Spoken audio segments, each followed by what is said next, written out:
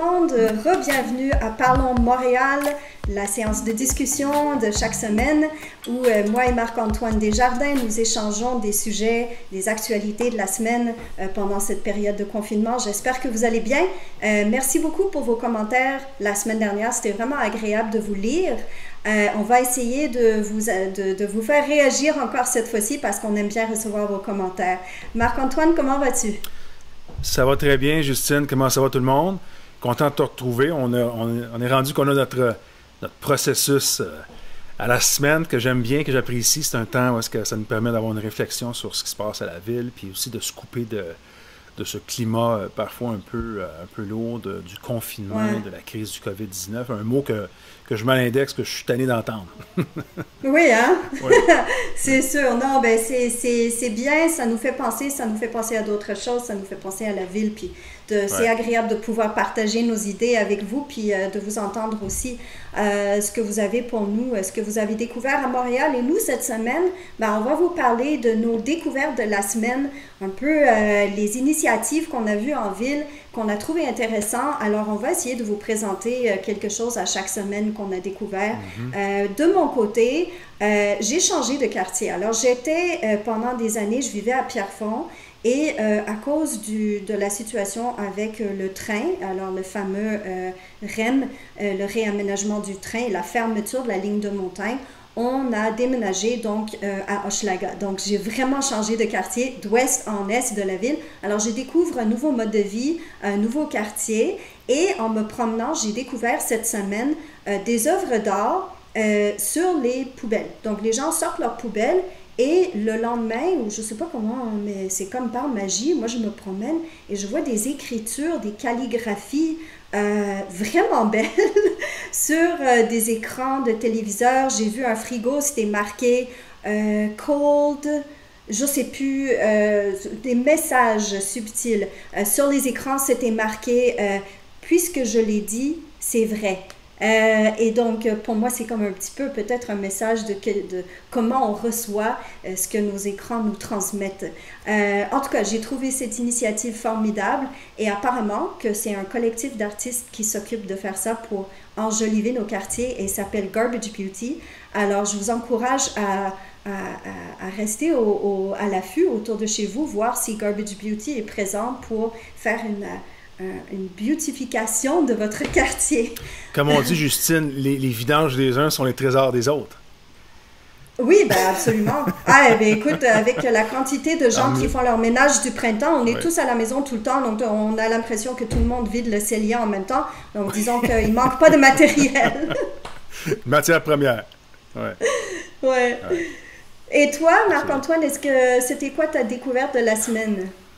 Ben, écoute, je regarde un peu l'actualité comme tout le monde. C'est qu'on sente que là, effectivement, les annonces gouvernementales, la ville, on en reparlera un peu plus tard, mais le plan pour la relance de la mobilité, ben déjà, ça nous donne ça nous insuffle une espèce de vent de fraîcheur puis qui fait du bien parce que finalement, on va se le dire franchement, on va devoir rester chez soi pour l'été. Il n'y aura pas de tourisme de grande échelle. On va faire du tourisme local.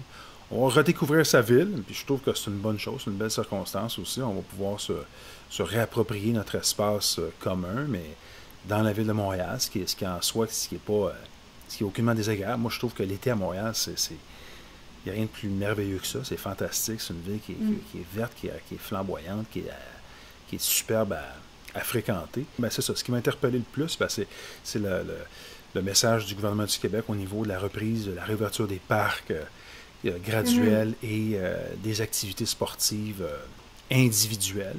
Et là-dessus, ben, on va avoir des beaux commentaires parce que la Ville de Montréal nous a fait des belles annonces. Puis, dans la deuxième phase du plan de relance de mobilité, ben, il y a des choses intéressantes là, par rapport à mon bébé à moi, la cyclovia sur Camillien-Hood.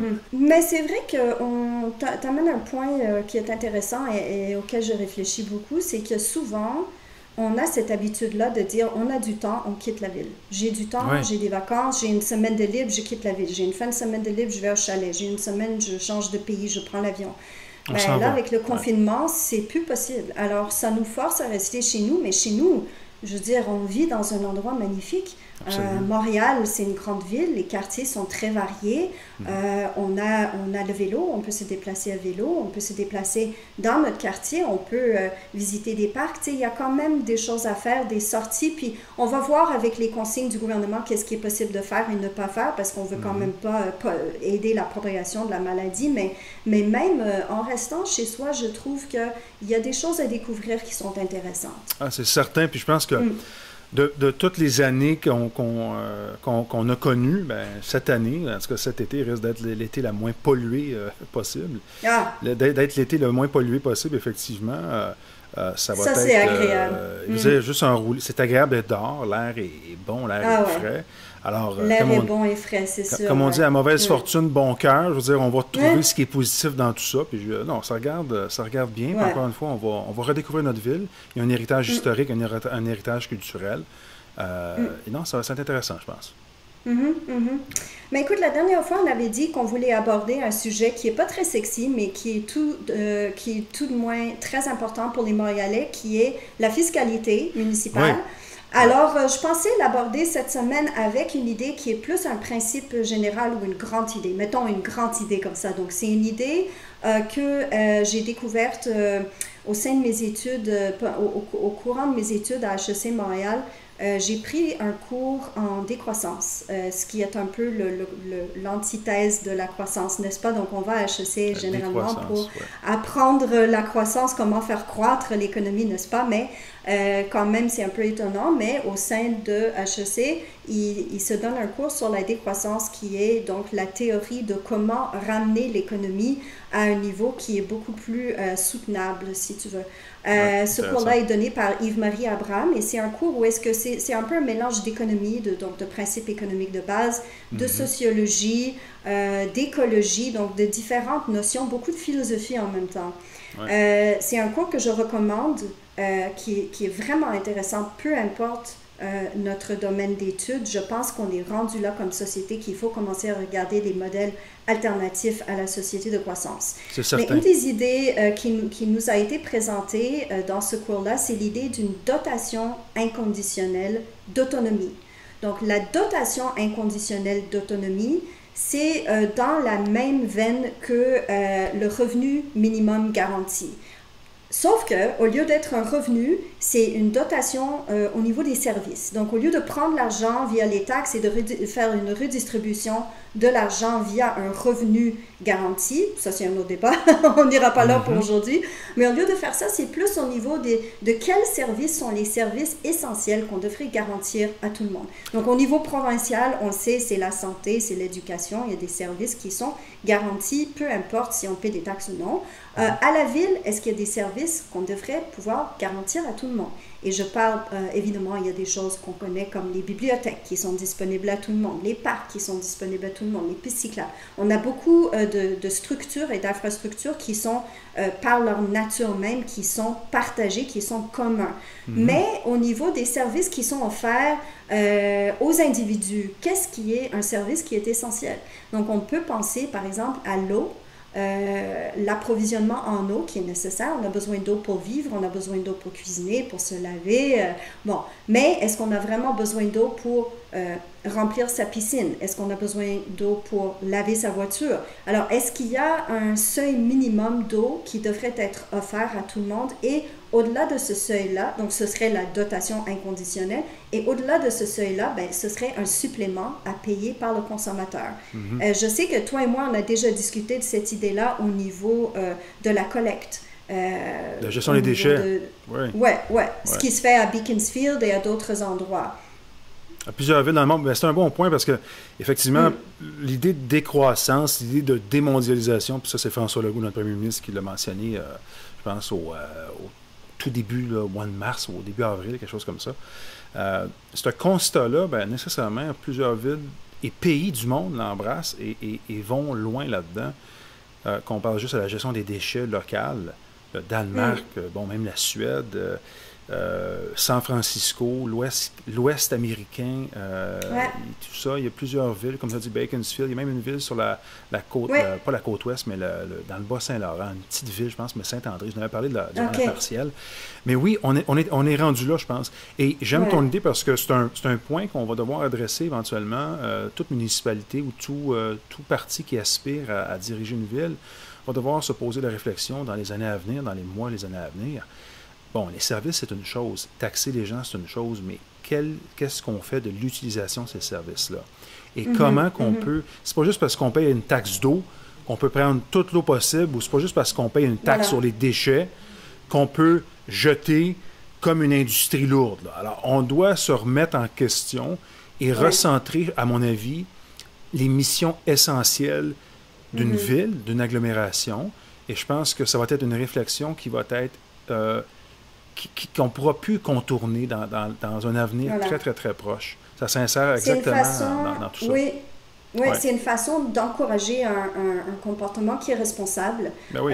Donc, sans punir ceux qui ont besoin de services de base. C'est pour ça que c'est intéressant de déterminer quel est le service essentiel à tout le monde, d'offrir ce service-là, mais de dire, au-delà de ça, si tu en veux plus, ben oui, tu as accès à plus, mais il faudrait le payer.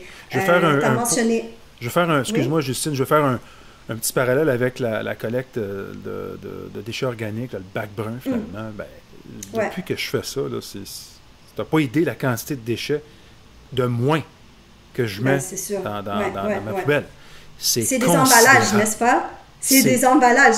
Tout ce qui reste à la fin, c'est la mousse, le styromousse et l'emballage en plastique qui n'est pas recyclable. Mais ce qui est hallucinant, là, moi je viens d'une banlieue de la Rive-Sud, j'ai grandi là, mais dans le temps, tu allais chercher ta livre de steak haché, comme on dit, c'était pas mis dans du styromousse avec un papier cellophane.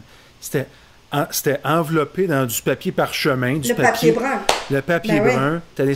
Il y a tout un rapport à notre utilisation de nos commodités, nos services, qu'on va devoir, à mon avis, réadresser très, très, très bientôt. À suivre. Petite anecdote, moi j'allais faire mon épicerie au Adonis, dans l'ouest de l'île, l'Adonis où tout le monde fait son épicerie, là. Puis soit j'amenais mes contenants, soit je demandais, je leur disais, non, je ne veux pas que vous le mettiez dans le plat de styromousse, je veux juste que vous le mettiez dans un papier. Puis au bout d'un moment, ils se sont habitués, ils ont dit, bon, elle, c'est la madame qui veut du papier. Alors comme quoi, une personne peut quand même effectuer un changement, mais c'est mieux que collectivement on le fasse ensemble. Et une des façons de le faire, c'est avec des leviers comme ça, en disant, oui, on vous offre le service, mais c'est un service vraiment de base. Et si vous en utilisez plus, si vous en abusez, là, il va y avoir un supplément à payer. Donc, c'est une façon quand même d'encourager les gens à aller dans la bonne direction. Oui, je pense on en a parlé bien. On en a parlé à l'automne dernier dans la partielle. Encore une fois, on vient de la partielle parce que c'est un laboratoire d'idées aussi dans lequel on a soumis notre vision. Puis regarde, tu regardes juste les villes de San Francisco, puis encore une fois, ton exemple de Bakersfield est excellent. Je pense que c'est 40% de moins de déchets, puis tu peux faire jusqu'à une économie de 50% sur ta facture. Alors, à un moment donné, là, ça va être un chantier très intéressant à convoiter puis à regarder en profondeur. Et comme tu dis, il faut rappeler aux gens que ce n'est pas une question d'ajouter un taxe, c'est une question de compenser un bon comportement en disant, voici ce qui est de base, et après, tu paies un supplément, mais généralement, les gens finissent par épargner de l'argent parce que c'est facile. Là. Tu dis, je vais faire un petit effort, je vais composter, je vais recycler, puis en bout de ligne, c'est moi qui c'est moi qui épargne cet argent-là. Et en plus, je pose un bon geste pour l'environnement. Donc, c'est un win-win. C'est un double gain, comme on dit. Ouais. Mais tu avais d'autres choses. Tu m'avais parlé aussi d'autres mesures fiscales que tu envisageais pour la ville. Bien, je regarde un peu ce qui se fait, ce qui se discute sur les médias sociaux, puis je trouve que la taxe municipale pour 2021, pour donner aussi un peu d'air frais aux propriétaires, est-ce qu'on pourrait avoir la réflexion de mettre le paiement au trimestre, donc 4 paiements, pas 4 mensualités, mais 4 paiements aux 3 mois, donc 4 fois par année. Je pense que déjà on pourrait aider. On a eu un report par l'administration municipale, ce qui en soi, c'était tout avisé. Mais aussi, on pourrait porter la réflexion un peu plus loin au niveau de la fameuse taxe de bienvenue, parce qu'on a toujours l'argument qu'on veut ravoir plus de familles faire revenir les familles, mais pas nécessairement juste des familles locataires, mais des familles qui peuvent être propriétaires. Donc, des gens qui vont accéder à la propriété. C'est pas facile à Montréal. Beaucoup de gens sortent de l'île parce que justement, c'est cher. C'est pas tout le monde qui a le luxe d'avoir des condos, des appartements à 3 chambres à coucher parce qu'il y a une famille, tout ça. Mais il faut qu'on se pose la réflexion. Et ça, j'ai lu un article intéressant sur un spécialiste au niveau d'un organisme qui s'occupe des garanties des bâtiments. Et cette personne-là posait justement la réflexion à savoir, la taxe de bienvenue, là, est-ce qu'on devrait la ramener non pas un pourcentage sur la valeur de la propriété, mais sur un prix forfaitaire, un prix pour le frais réel. Qu'est-ce que ça coûte à la ville que de faire... La taxe de bienvenue, c'est pas une taxe de bienvenue en ville, là. C'est une taxe parce que le ministre, à l'époque, en 1976, je pense, s'appelait Monsieur Bienvenu. Alors, c'est un drôle de nom, c'est un peu ironique, mais la taxe de bienvenue porte le nom du ministre qui a implanté cette fameuse taxe-là. Et les villes, ils en retirent un gros revenu. Mais on pourrait se poser la réflexion, se porter en réflexion sur le sujet, puis se dire, est-ce que cette taxe-là, justement, au lieu de la mettre sur un pourcentage de valeur de la propriété, je pense que c'est 2 pour une certaine échelle de valeur, puis après ça, c'est modulé, pourquoi ça ne serait pas un prix forfaitaire, un peu comme le droit de révision des taxes foncières, je pense qu'on paye 300 $. Il faudrait vraiment qu'on puisse ventiler quel est le coût réel d'un droit de mutation de propriété pour la ville. C'est quoi que ça implique, qu'est-ce que ça engage. Puis après ça, se poser la question si on ne devrait pas plutôt le mettre en prix forfaitaire et compenser la modulation de tout ça, peut-être par une taxe sur l'investissement étranger. Je sais que ça fait quand même quelques années qu'on en parle. On regarde aussi pas les cartons du marché, mais bon, la situation particulière à Toronto puis à Vancouver, pour parler du Canada. Montréal n'y échappera pas parce que de plus en plus, il y a aussi de l'investissement étranger qui empêche les gens aussi, les acquéreurs potentiels de propriété, je veux dire les résidents canadiens, ou du moins les gens qui voudraient revenir à Montréal. C'est une réflexion qui est peut-être intéressante à avoir. Qu'est-ce qu'on peut faire pour donner un peu d'air frais à la population puis aider les gens qui voudraient revenir vivre sur l'île? Absolument, c'est une réflexion qui va faire beaucoup de gens heureux parce que la taxe de bienvenue porte très mal son nom. Hein? Ça fait vraiment mal. Quand tu achètes et en plus on te colle ça, là, je pense que oui, c'est une réflexion qui vaut la peine. Ça ne coûte pas plus à la ville de faire le... Non, mais quand même, les taxes municipales, bon, il y a essentiellement 2 catégories, bon, pour le particulier et le corporatif.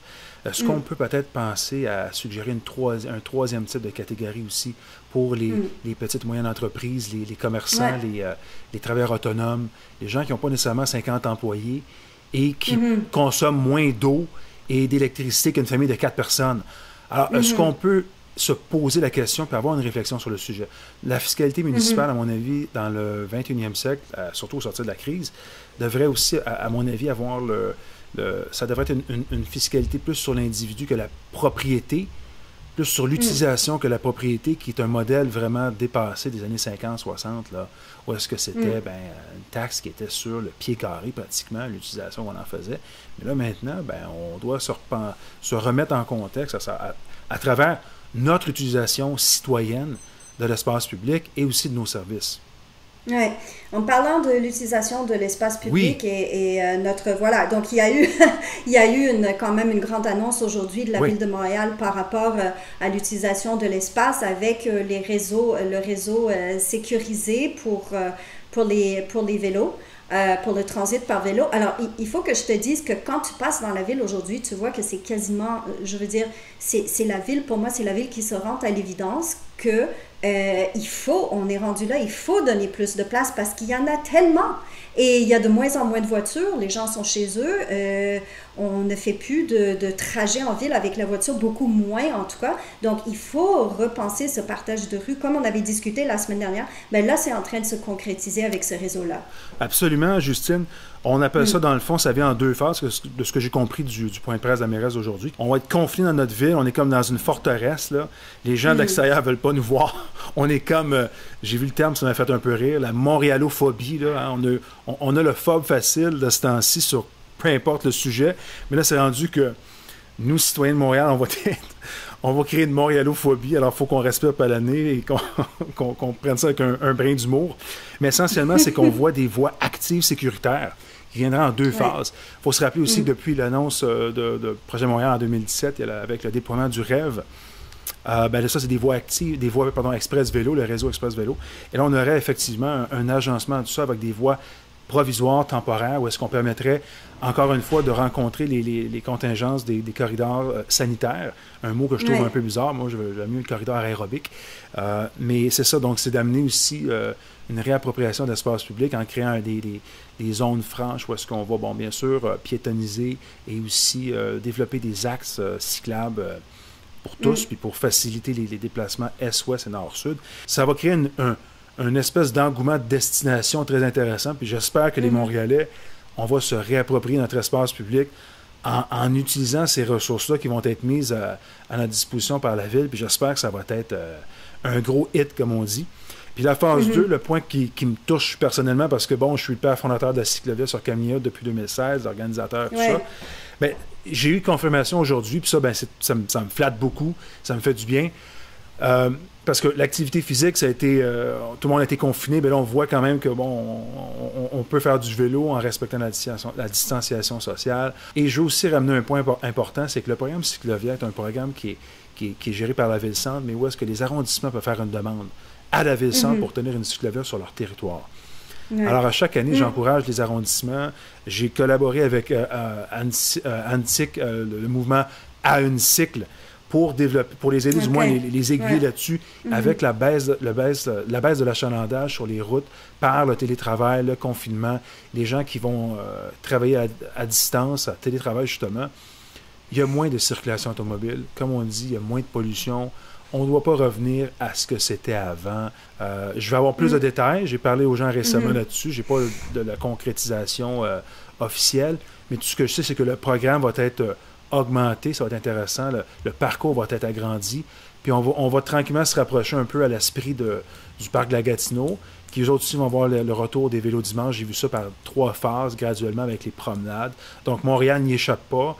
Je crois que la Ville répond à l'appel et va nous donner des mesures concrètes qui vont nous permettre de se dégourdir les jambes, de se rafraîchir l'esprit et de sortir de cette espèce de confinement qui est jusqu'à un certain niveau malsain pour tout le monde. Une torpeur qui est malsaine. Oui. Écoute, je pense que la semaine dernière, on a vu dans les commentaires que c'est très inégal par arrondissement. Il y a des endroits où est-ce que faire du vélo, rouler à vélo, c'est toujours pas évident. Pas la même chose. Je pense que la Ville, donc ce serait une critique que j'apporterais au plan qui est proposé par la Ville. On dirait qu'il y a des arrondissements qui manquent carrément, qui ne sont pas sur la carte. Alors, je pense que ce serait à adresser. Je pense que c'est le temps de faire un wrap-up déjà, mais ce qu'on vous demande cette semaine, c'est parce que justement, on se trouve dans une position où est-ce que la Ville est en mesure de faire des annonces un peu... à cause de la situation qu'on vit présentement, elle est en mesure d'aller de l'avant avec des choses qui sont considérées comme étant audacieuses. Et peut-être qu'elle n'aurait pas osé dans le passé. Mais dans ces mesures-là, est-ce qu'il y a des mesures que vous voudriez que la Ville garde? Des choses qu'on met en place présentement, qu'on devrait prolonger même après la période de confinement. Qu'est-ce que vous en pensez? Qu'est-ce que vous voudriez voir à la Ville après la fin du confinement? Comment est-ce qu'on peut utiliser cette période comme une période d'expérimentation et de transition vers d'autres choses? On veut vous entendre là-dessus. Et là-dessus, je vais remercier encore une fois Marc-Antoine. Je te souhaite une très belle fin de semaine à venir. Alors profite, j'espère qu'il va faire beau, qu'on ne sera pas trop confinés chez nous justement. Et puis merci à tout le monde et merci de nous envoyer vos commentaires. Merci tout le monde, bonne journée, on attend vos commentaires, puis au plaisir de vous reparler bientôt. Oui, à très bientôt. Ça va faire beau demain. Bye!